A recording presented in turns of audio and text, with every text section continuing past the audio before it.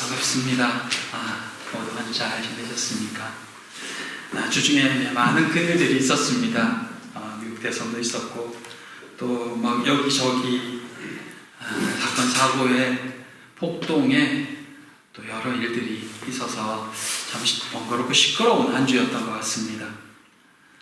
이곳에 어떻게 보면 떨어져 있으니까 또 우리 근처에서는 아무 일이 없는 것 같지만 여전히 여러 일들로 세상이 분주하게 돌아가고 또 이곳저곳에서 사건 사고들이 끊이지 않는 것을 보면서 정말 하나님의 은혜가 우리의 삶을 붙들지 않으면 언제 어떤 일들이 우리 가운데 일어날지 알 수 없구나 라는 생각들을 문득 하게 되는 것 같습니다. 바라기는 정말 주님 안에 온전히 거하고 또 주님의 돌보심 아래 늘 평안할 수 있는 그런 모든 성도님들 되시기를 바랍니다. 유럽에 살면서 좋은 점이 여러 가지가 있겠지만 그 중에 하나가 언제든 마음만 먹으면 가까운 다른 나라로 가서 보고 올 수 있다는 것입니다. 아마 여행을 많이 해보셨겠죠. 근데 그 여행을 할 때마다 늘 신경 쓰이는 게 하나 있습니다. 소매치기입니다.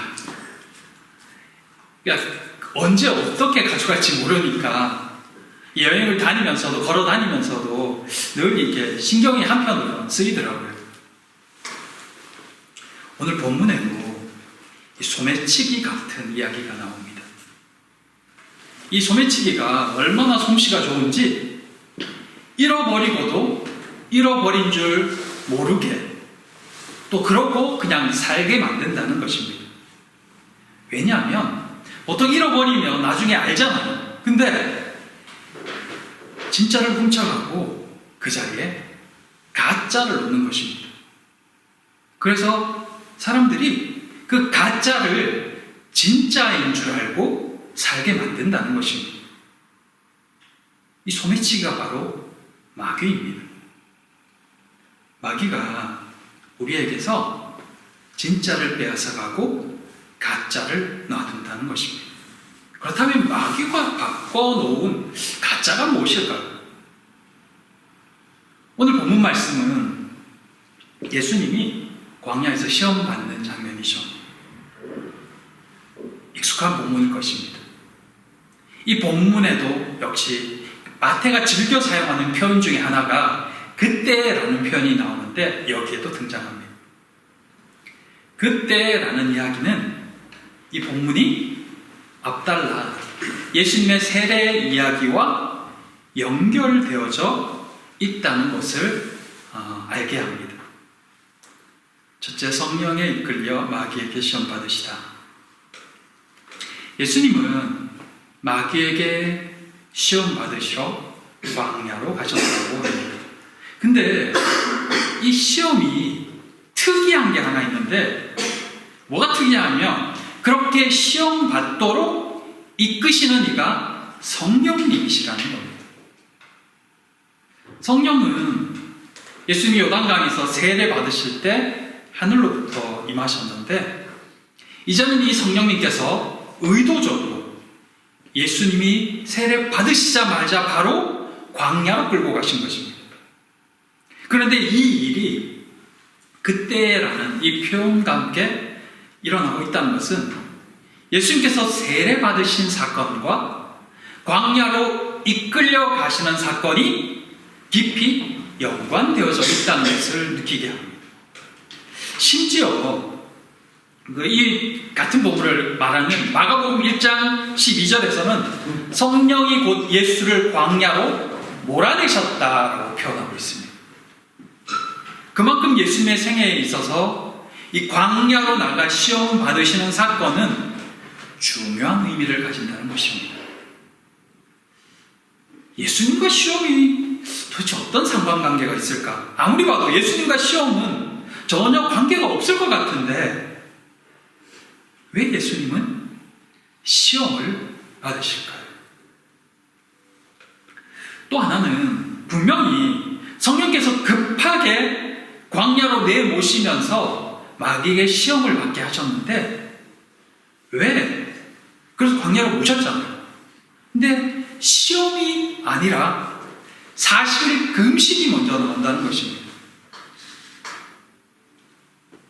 시험을 받게 하시러 데리고 가셨는데 왜 시험이 먼저 나오지 않고 40일 금식이 먼저 나올까? 마귀의 시험과 그러면 40일 금식은 또 어떤 상관이 있을까 하는 것입니다.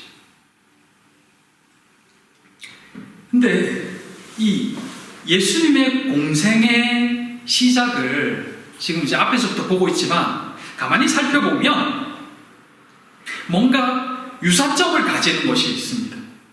그게 뭐냐면 바로 구약의 이스라엘 백성들, 특별히 출애굽 시대 이스라엘 백성들이 연상됩니다. 세례 받으시는 장면, 광야로 나가서 40일을 금식하시는 모습, 그리고 그 광야에서 시험 받으시는 모습까지 이스라엘의 출애굽 과정과 흡사하다는 것입니다. 이스라엘 백성들이 홍해라는 일종의 이 세례 사건을 거친 후에 광야로 들어가서 40년 동안 머물며 하나님께 반응했던 시간들. 그러나 결국 하나님께 온전한 믿음을 보이지 못했던 출애굽 1세들은 시험에 져서 갈렙과 여호수아를 제외한 나머지는 광야에서 죽고 말죠. 이스라엘 백성들은 결국 광야 40년 시험에서 실패했습니다. 우리는 지난 시간에 그 예수님의 세례가 스스로 죄인의 자리에 서신 사건이라고 했습니다.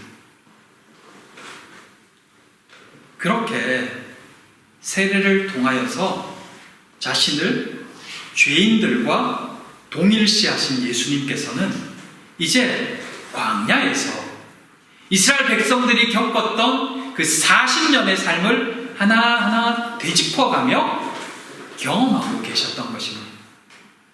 그리고 옛 이스라엘이 실패했던 그 광야에서의 시험을 다시 받고 계시다는 것입니다.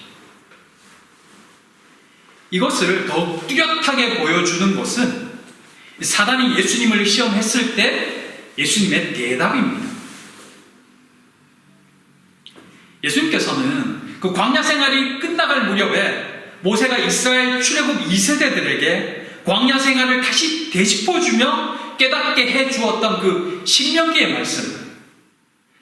말씀은 그 출애굽 과정이 거의 끝나간 뒤에 마지막 가나안으로 들어가기 직전 출애굽 2세대들에게 과거를 되짚어주면서 그 이야기를 해주면서 이렇게 하면 안 된다라고 하신 말씀이잖아요.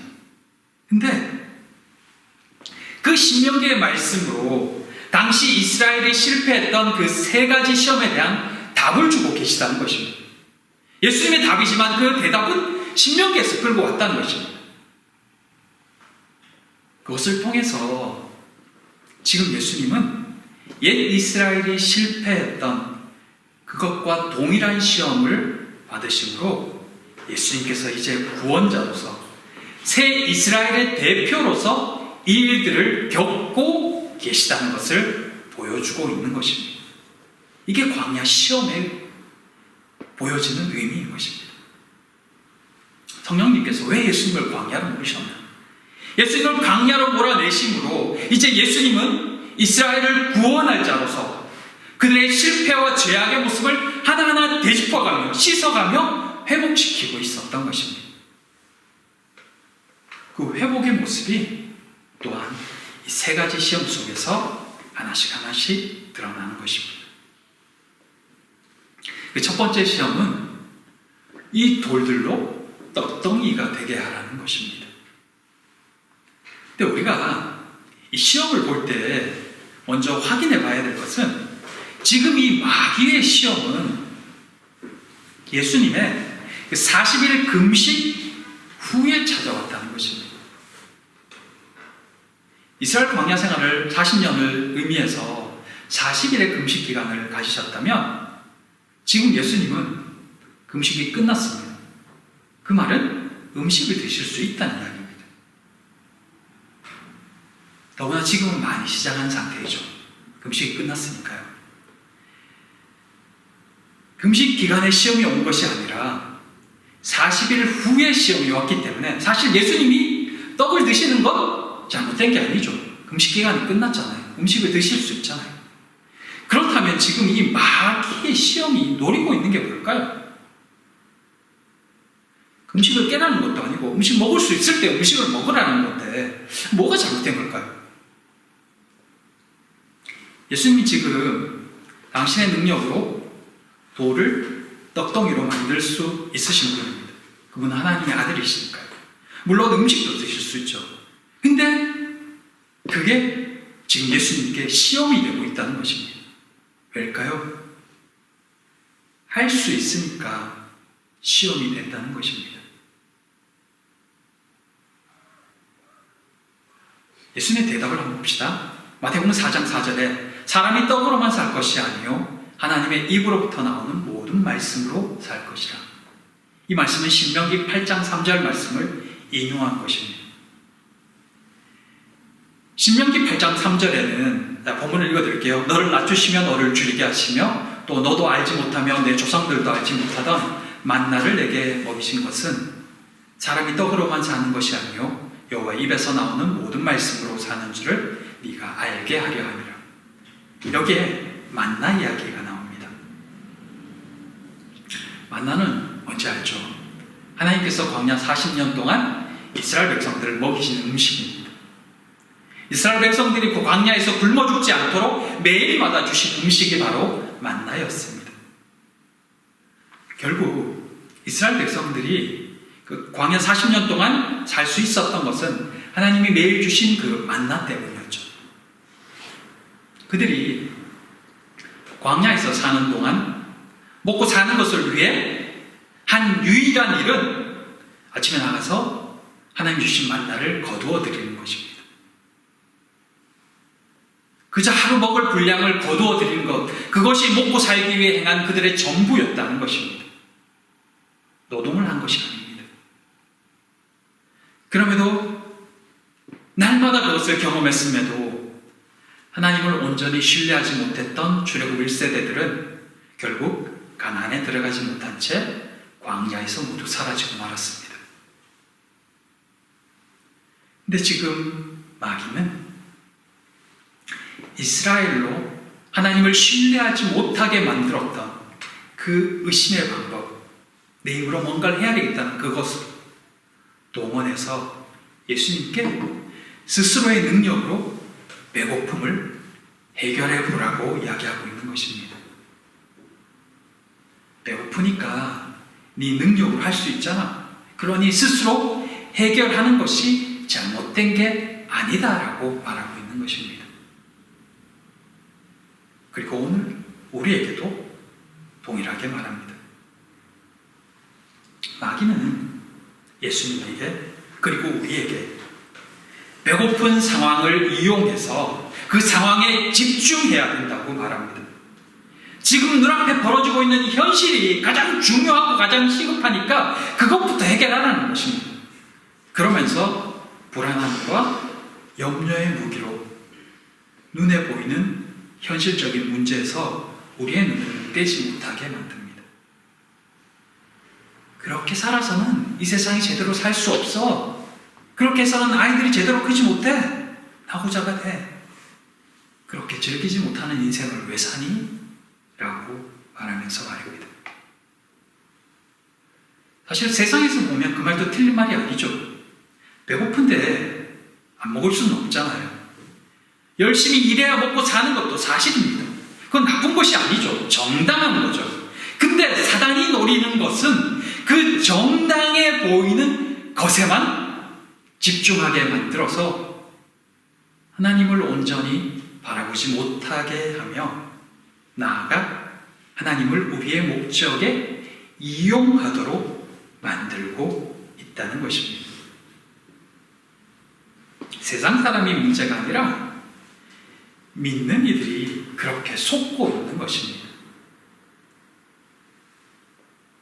세상적인 방법, 세상적인 가치관으로 자신의 삶을 살아가도록 염려와 불안감에 휩싸이게 만들기도 하고 또 믿음 생활한다고 하면서도 하나님께 의지하는 것이 아니라 떡으로 만들 능력을 달라고 구하는 것이 믿음 생활이라고 우리를 속이는 것입니다. 그것에 속아서 많은 이들이 하나님이 주신 능력과 은혜를 가지고 자신의 떡을 만들 궁리를 하는 것입니다. 그런 경우도 있죠. 섬기라고 주신 직분을 자신의 배를 불리며 욕심을 채우기도 합니다. 근데 여러분, 약간 재밌는 이야기? 재밌을지는 모르겠지만 예수님이 돌로 떡을 만들어서 먹으셨다면 어떻게 됐을까요? 정상적인 위장을 가진다면 죽습니다. 왜냐하면 40일 금식하고 바로 떡 먹으면 위장이 꼬여서 죽거든요. 농담 같지만 실제 사단이 우리에게 집중해야 된다고 말하는 것, 그래야 우리가 이 땅에서 걱정 없이 살 수 있다고 생각하게 만드는 것, 그것에만 집중하면 우리도 죽습니다. 잘 살 것 같고 괜찮을 것 같지만 영원히 병들고 뒤틀려서 영원히 죽습니다. 분명 세상 살아가는데 먹지 않고 살 수는 없지만 그 먹고 사는 것에 집중한다고 해서 우리가 영원히 사는 것이 아니라는 것입니다. 그저 하루하루 이 땅에서의 생명은 유지할지 모르겠지만 그렇게 하루하루 살다가 영원히 죽는 것입니다. 그게 마귀가 노리는 것입니다. 그게 바꿔치기 해놓은 가짜인 것입니다. 예수님은 세상의 떡은 우리를 영원히 살 수 있게 하지 못한다고 말씀합니다. 영원한 생명은 하나님의 말씀으로만 가능하다는 것입니다. 또한 하나님이 주시는 그 만나로도 우리가 살 수 있다고 말합니다. 이스라엘 백성들이 하늘에서 공급해 주시는 것으로 광야에서 넉넉히 살 수 있었듯이 하나님 말씀에 순종함으로도 이 땅에서 충분히 잘 살 수 있다는 것입니다. 세상 사람들이 살아가듯이 세상의 것에만 매달리지 않아도 하루하루 우리의 주어진 삶을 최선을 다해 살면 하나님이 그 결과를 주장해 주신다는 뜻이죠. 그리고 무엇보다도 말씀으로만이 영원히 살 수 있습니다. 그러니 만나에만 집중하지 말고 만나를 주신 하나님을 바라보라는 것입니다. 사랑하는 성도 여러분, 마귀는 오늘도 끊임없이 우리에게 세상의 현실적인 문제, 떡을 위해 살라고 우리를 유혹합니다. 그러나 주님은 그 모든 것이 하나님께 달려있다고 말씀합니다. 우리의 믿음은 어디에 있습니까? 세상이 아니고 말씀입니다 라고 하지만 혹여 우리 마음 밑바닥에는 말씀을 통해 세상의 것을 얻고 싶어하는 마음은 없을까요? 주님의 말씀에 다시 한번 귀를 기울일 수 있게 되기를 원합니다.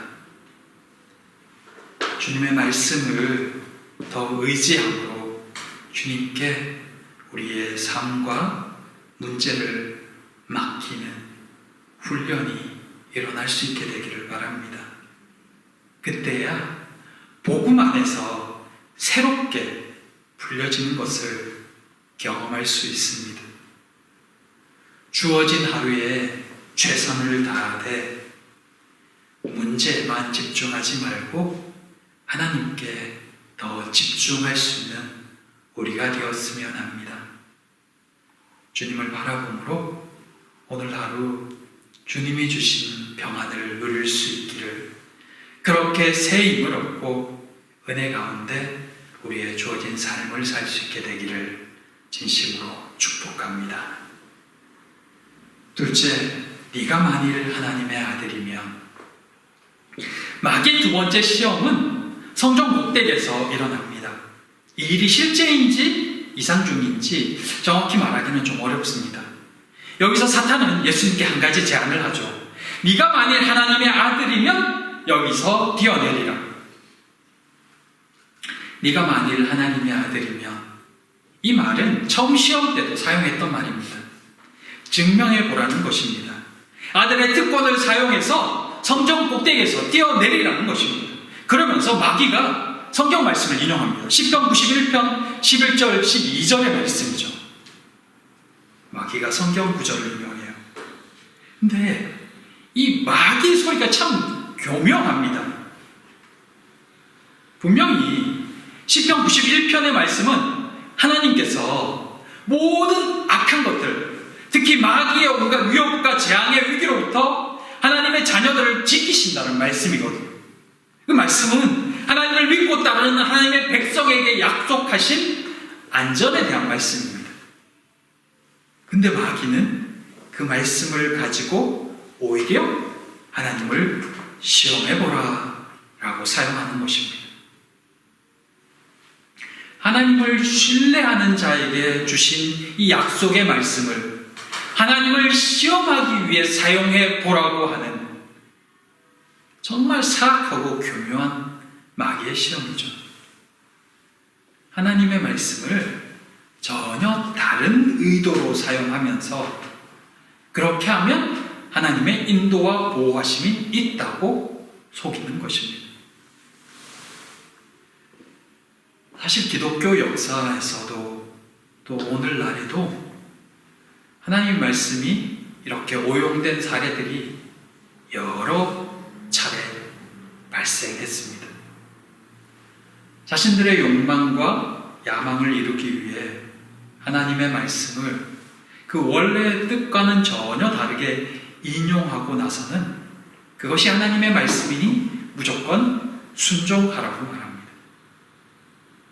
순종을 말하고 들으라고 하지만 실제 그것은 하나님의 말씀이 아니라 자신들의 말이며 자신들의 욕망입니다.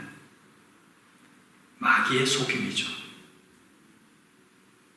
그렇게 마귀는 예수님에게 하나님을 시험하게 함으로 자신을 드러내고 하나님께 온전히 순종하지 못하게 하는 것입니다. 그건 곧 마귀에게 순종하는 것이죠. 예수님께서는 주 너의 하나님을 시험하지 말라는 신명기 6장의 말씀으로 그 시험을 물리칩니다. 사단의 속삭임은 사실 오늘도 여전히 우리를 향해서 계속되고 있습니다. 복음을 왜곡해서 자신의 삶을 부유케 하라고 부추기는 것입니다. 하나님의 약속의 말씀을 자신의 이익을 위해서 사용하라는 아주 교묘한 말입니다.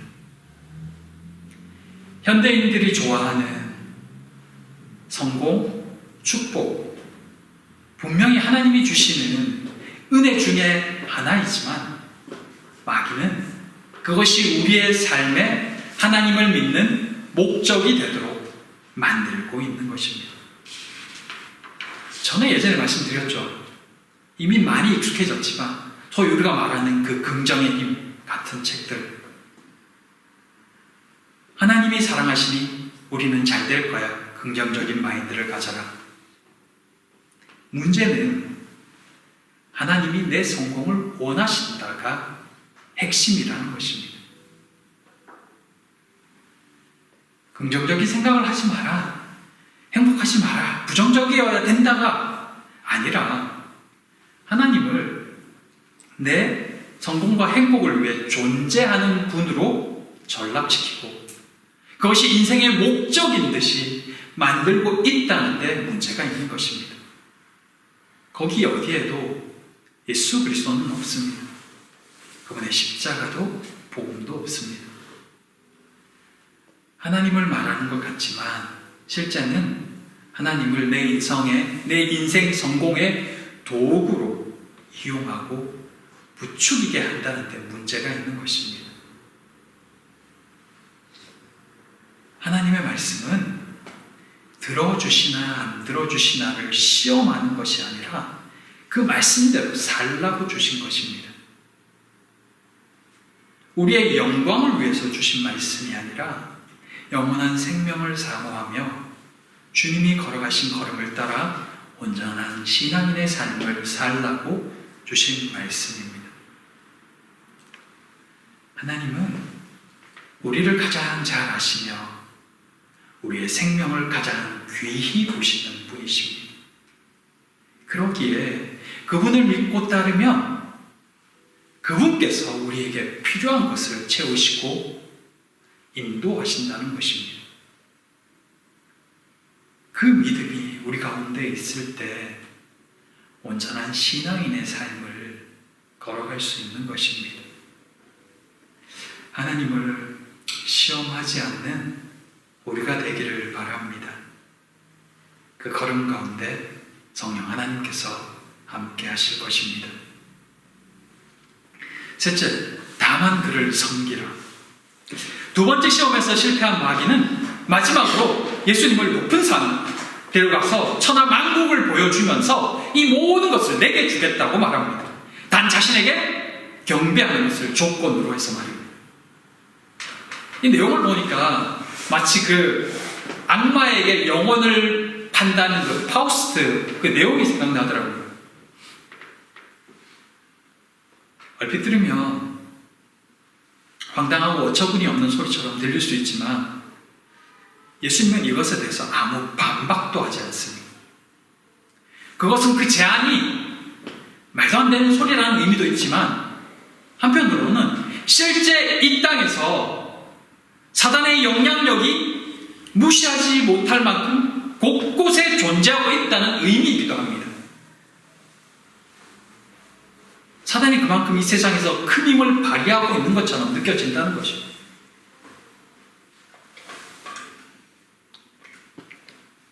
그래서 세상에서 일어나는 많은 악한 일들, 이기적인 일들은 사람이 모질러서 악해서이기도 하지만 실제로 그 뒤에는 사단의 악한 손길이 존재하고 있구나 하는 것도 알게 만드는 것입니다. 사실 요즘 정치판 보면서 저 정치 이야기를 잘 하진 않지만 그런 생각들을 많이 하더라고요. 이게 와, 어떻게 이렇게 이기적일 수 있지? 근데 또 욕하면서도 따라가기도 하는구나. 왜냐? 내게 이익이 되니까. 이게 단순히 그냥 되어지는 게 아니라 이 모든 상황들 속에 사단의 영이 분명히 존재하는구나. 단순히 뭐 귀신이 무슨 역할을 했다 이런 개념이 아니라 문화 속에 또 우리의 생각 속에도 세상 가운데 곳곳에 사단의 영이 정말 활기치고 있구나라는 걸 느끼게 만든다는 것입니다. 그래서 우리가 사람들이 악한 계획과 불의의 거짓말을 할 때 그건 사실 내가 하는 것 같지만 실제는 마귀에게 이용당하고 있는 것일 수 있겠구나. 그렇게 하나님을 대적하는 자리에 서겠구나 하는 생각을 하게 만드는 것입니다.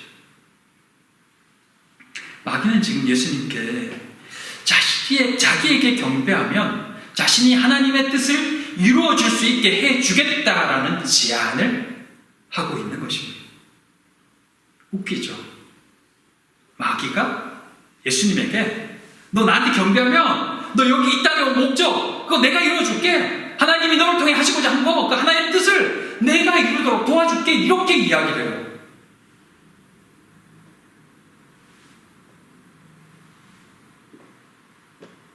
하나님이 예수 그리스도를 이 땅에 보내신 목적이 뭔가요?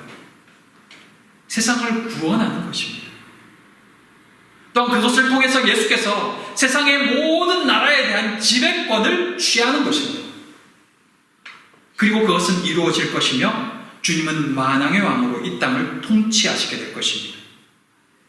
근데 사단이 지금 제안하는 게 뭐냐면 지금 그걸 쉽게 이루어줄 수 있다는 것입니다. 자신이 잠시 갖고 있는 그 세상에 대한 그 권력들을 너에게 줄게. 나한테 경배하면 이야기하고 있는 거예요. 말도 안 되는 이야기 같지만 실제로 사단이 그걸 제안하고 있어요. 내가 도와줄게. 나 따라와. 그럼 내가 도와줄게. 이렇게 이야기하는 거예요.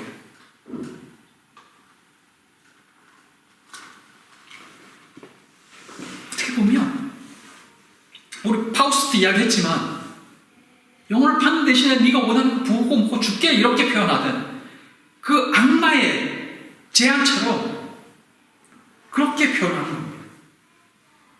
예수님이 이 제안을 수용하면 어떻게 될까요? 예수님이 이 땅에 오신 목적이 파괴되겠죠. 깨지겠죠. 이건 예수님을 십자가의 길로 가지 못하게 막고 있는 것입니다. 그리고 그걸 통해 하나님의 구원 계획을 무산시키려고 하는 것입니다. 소위 말하는 십자가 없는 영광을 주겠다고 유혹하고 있는 거죠.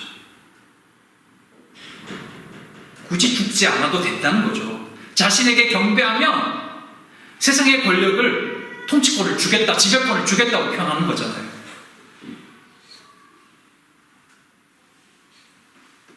근데 정말 예수님에게 어떤 그런 제안을 해. 말도 안 되지. 이게 무슨 얼토당토하는 소리냐라고 표현하는데 실제로 이 땅을 사는 그리스도인과 교회를 향해서도 이런 동일한 시험과 제안을 하고 있는 겁니다. 하늘 소망을 땅의 것, 땅의 영광으로 바꿔치기 하려고 그렇게 오늘도 우리에게 손을 내밀고 있다는 거죠. 죽을 필요 없다는 겁니다. 이 땅을 쉽게 살라는 겁니다. 굳이 왜 그렇게 어렵게 그 길을 가려고 하냐고 묻습니다.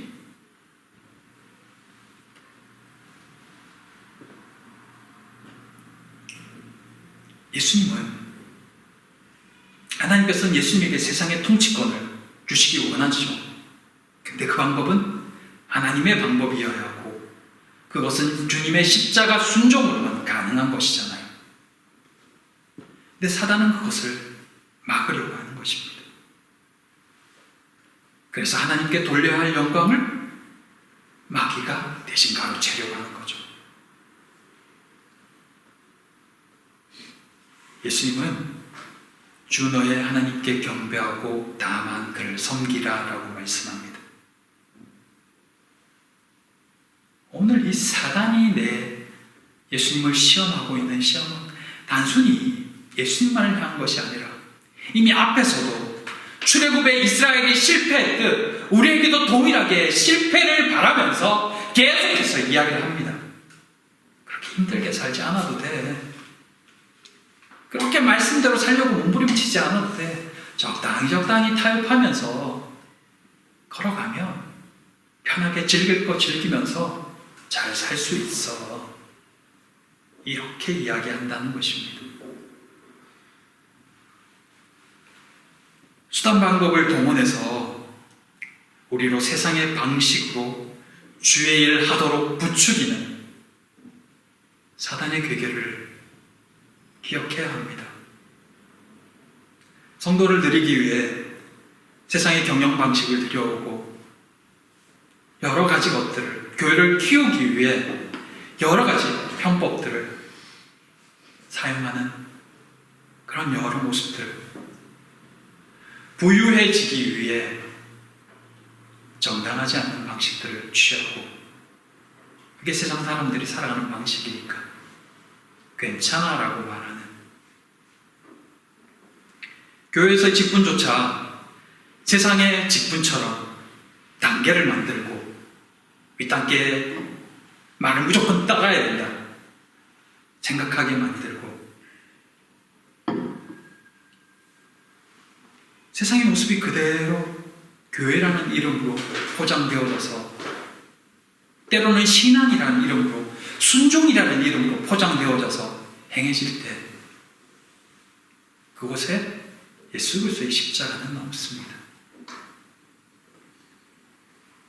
직분은 순종을 위하고 말씀을 위하고 선한 일을 위해 있다는 그 말씀을, 그리스도인의 길은 성공이 아니라 하나님의 영광 안에 사는 것이라는 것, 그게 십자가의 길이라는 것. 근데 사단은 끊임없이 우리에게 속삭입니다. 십자가 없는 영광도 있다고. 굳이 그렇게 하지 않아도 된다고. 굳이 그렇게 살지 않아도 된다고.